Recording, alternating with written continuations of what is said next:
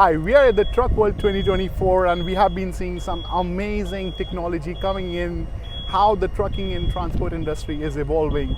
And today we have Christian, who is Global Head of Product and Programs with us. Welcome, Christian. Thank you. It's a pleasure to have you here. Yeah, thanks for coming by. And it's so exciting to see what Nikola is doing in this space of zero emission. You know, I think I've been seeing your booth flocked around with people and vloggers and everyone is around. So tell us something about this journey. Yeah, absolutely. We're really happy to be here in Toronto at this year's Truck World and actually being one of the sponsors together with our partner ITD. ITD has been a great partner for us here in Canada. And yeah, we're happy to bring actually both trucks to the show this year. So we're standing in front of our fuel cell electric truck, which is the second product we launched. The first one was the battery electric version of the tray, which is just next to us here. Of course. And both of these trucks are in production and for sale and are working, running with customers in their applications. And it's been an exciting journey. Obviously, when you're pioneering, there's sometimes challenges, but I think we did a pretty good job to push through those challenges and come to the market as one of the first, or as the first with a fuel cell production truck, and I think a very successful and great product. Yes, as much as I can see that, I can second you on that, Christian. That so what we have been trying to do, we have been trying to raise awareness of zero emission vehicles, and there have been so many concerns regarding one of the main concerns is range anxiety. Sure. And I think what you are doing in this space, catering on to the electric vehicles, and then you have the hydrogen cell as well. So you're working on something which is providing a holistic solution for on the zero emission space. That's right, and it doesn't end with the trucks actually. It also includes infrastructure solutions, right? Refueling infrastructure. I can talk a little bit more about that too, but staying with the trucks for a moment, I couldn't agree more, right? There's so many different applications, and for us it's really about zero emissions in a common truck platform, and with these two variants. And with our battery electric truck, we have a range of up to 330 miles or 500 kilometers, which is a lot and which is sufficient for a lot of applications and what they run on a daily basis. Now with the fuel cell electric truck, we're able to push that range actually up to 800 kilometers. And now you're really covering pretty much all of the at least regional haul applications that are out there. And with that really provide solutions for the fleets to replace their diesel trucks. Oh, of course, and that's a great initiative, and you spoke about infrastructure as well. Yeah. So how are you seeing infrastructure evolving for these two technologies in Canada? Yeah, so for the battery electric truck, I think there's a lot of efforts already in the industry in building out the charging infrastructure. So we're obviously relying to some extent on everyone, and this is really a group effort, right? It does take a village to do something like this, and so we're working with lots of different charging providers. There's many companies also that are starting to offer trucking as a service, for example in California and in the ports. So we're working with lots of different partners to get the whole ecosystem established. Now for the fuel cell truck, it's yet another challenge, right? Because there's not many hydrogen refueling stations out there, and especially not for heavy duty applications like this. So that's why we're getting very involved in the hydrogen infrastructure. We have our brand Hyla. Okay. And what we're doing is we're developing modular fueling stations. We're using modular fueling assets initially for this rollout to the market. So just a few weeks ago, we opened our first of these stations in Ontario, California. And what we do there is we have two of these fueling stations on wheels, you could say, modular skids. So we can install them there, and the permitting is much easier than for a permanent station. So the overall time for deployment of these solutions is weeks or a few months and not years. And so with these solutions, we can actually at that specific station fuel up to 50 trucks or so per day. Wow. And this is perfect and this is what we're bringing also to Canada. So there's already one of these modular assets in Toronto. There's another one in Alberta, and we're working with these partners I mentioned, ITD, to bring even more of these here. And then we can move those around as well, and we can also trial different markets. We can give the ability to various fleets to test our products, because at the end of the day, seeing is believing, and trying is believing. Yes. And that's what we encourage everyone. That's why we're always at the Ride and Drive events, and those are the most important part for us, because we want to have people experience our products, use them in their applications, and just get convinced that these products actually work and they can be a great alternative to their diesel trucks today. Yes, absolutely. And Christian, are you also trying to establish some partnership with the petroleum companies as well, who already have the infrastructure and probably need some a little effort than setting up something which is entirely new? Yeah. So absolutely. I mean, there's players in the space that are interested to kind of reinvent themselves and their business model, and there's a lot of interest in hydrogen.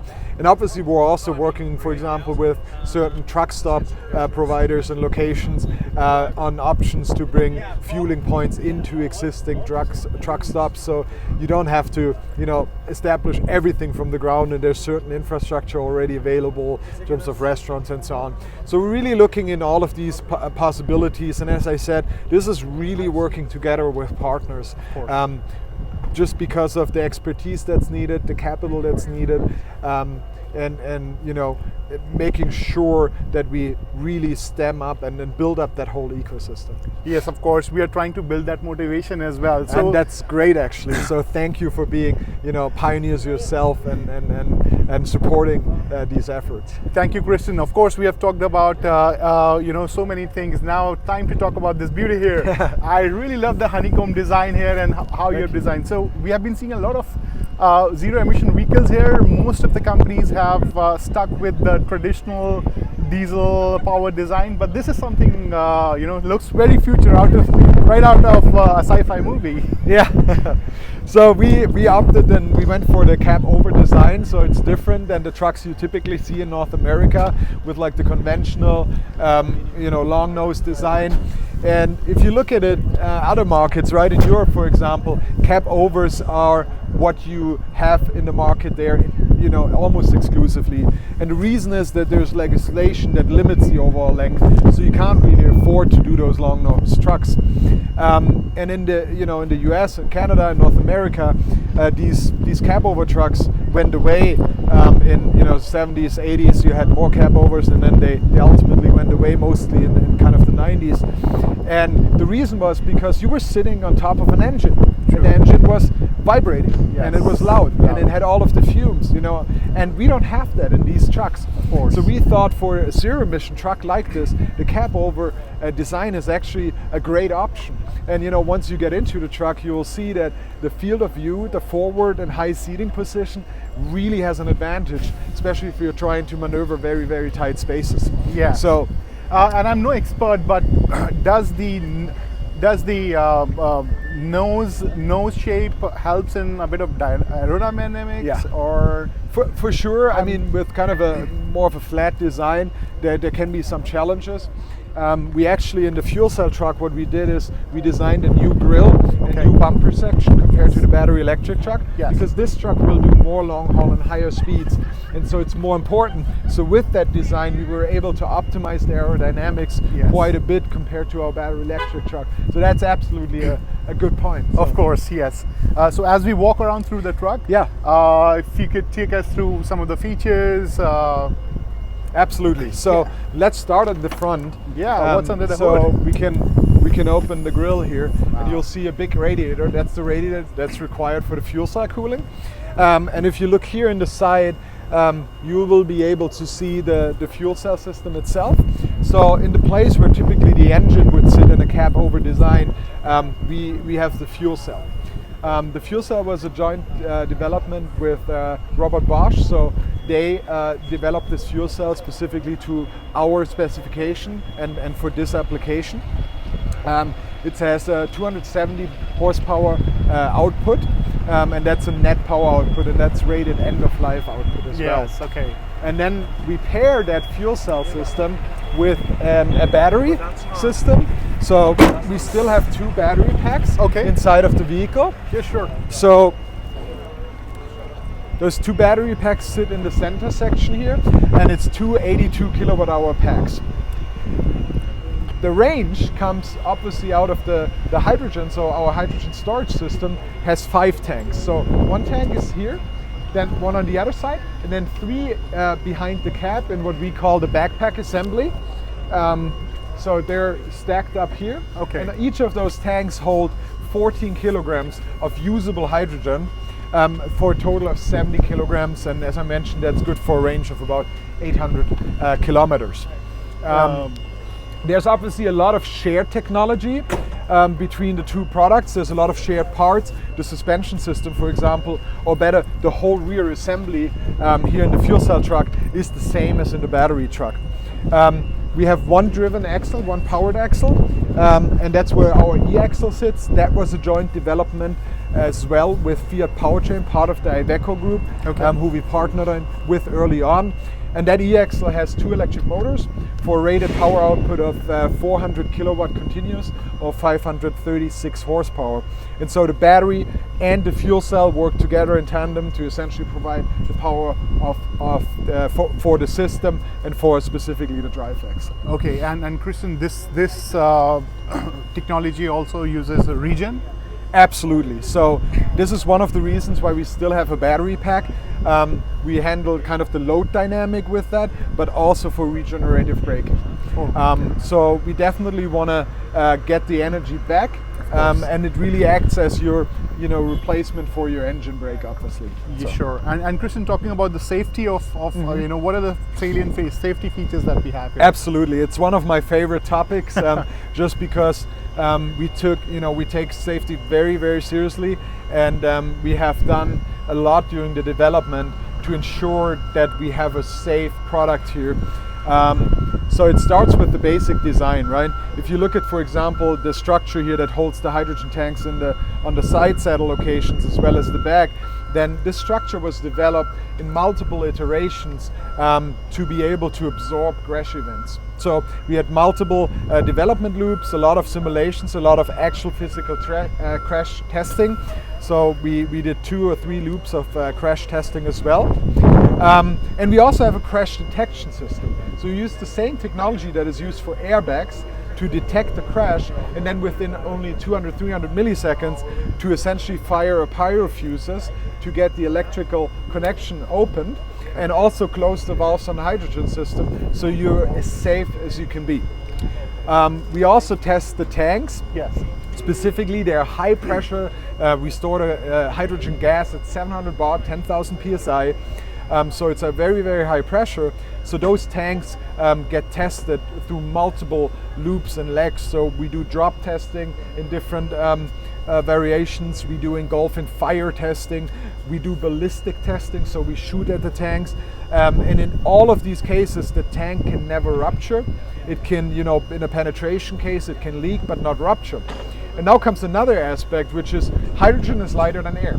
So if there's ever a leak, the hydrogen goes to the atmosphere and vents away. And that's something you can't do with batteries actually, or diesel for what it's worth. The energy stays there, right? The diesel will stay on the ground and burn.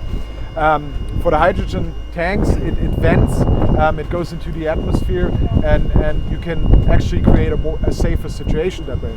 We have a venting system of the whole tank too, that is thermally activated.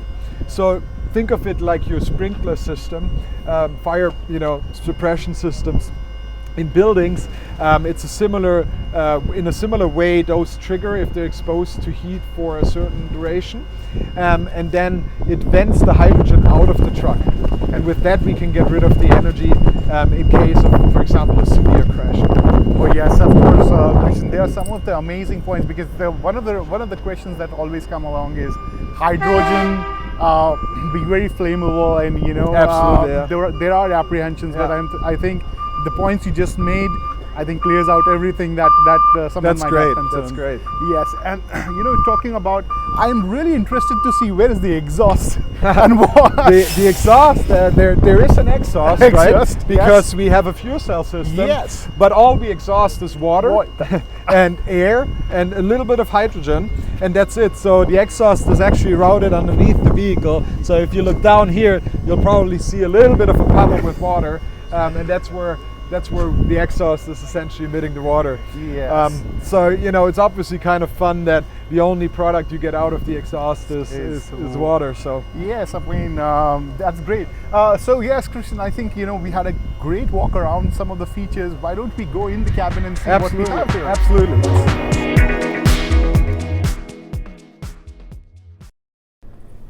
No way. I'm still trying to digest this. This is fun. It really is. If I'm driving this one, I might. I mean, before heading off to my on my route, I'm gonna do this a few times. Yes, this is fun. Maybe stress buster. Wow. Yeah. Oh my god. Okay. This is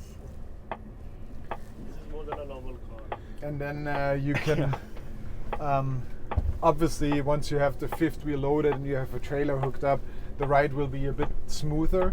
But I think even without having a load on the fifth wheel, I think it's a very, very smooth ride. And I mean, just see how we can talk to each other here right now. True. There's not really no noise. In the cab, especially inside the cab, it's very, very quiet. In fact, let me turn off the air conditioning entirely for a moment. And it's silent. Okay, I can hear my heart beating. Okay. Wow, So- this is fun. And the great thing about it is, of course, I can feel the transmission is lighter, but at the same time, it gives you the confidence as well that this is a firm machine. This is a solid machine. And Absolutely, yeah. Yes. So now you turn the aircon on, of course, HVAC and you on, can. and This is the loudest thing on the truck. I mean, I'm gonna. definitely. Yes, I mean, you can actually use that in an advertising slogan. Of course, that's pretty amazing here. And do we have?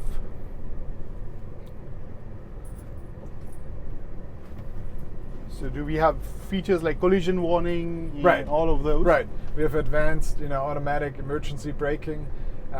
We have a lane departure warning at the moment, and then we also have adaptive cruise control, and you can obviously adjust your distance, and it will give you information about your distance in seconds as well. Oh, that's great. And here we are. And then we have blind spot Okay. detection and warning on both sides. So you will get a visual indication here Okay. in the light, in the A-pillars, and then also in the instrument cluster. Yes. And it actually, so see now, it gives me Oh, red because I'm red. turning. Yes. And there's something here on the right side, the building, right? Of course. So it gave me that warning. In this case, even a red warning. Okay. So it will differentiate between yellow and red if you're moving towards it and there is an obstacle in the way, then it will give you a red warning. And are all these features standard on all the models? That is right. Yeah. Okay. Well, That is that's all. that's great. If all the safety That features is are there. all standard as it relates to the safety features. Absolutely. Fantastic. So I mentioned the reverse puts on the camera, so it's just a little extra convenience for the driver and maybe peace of mind while backing up, having the additional information.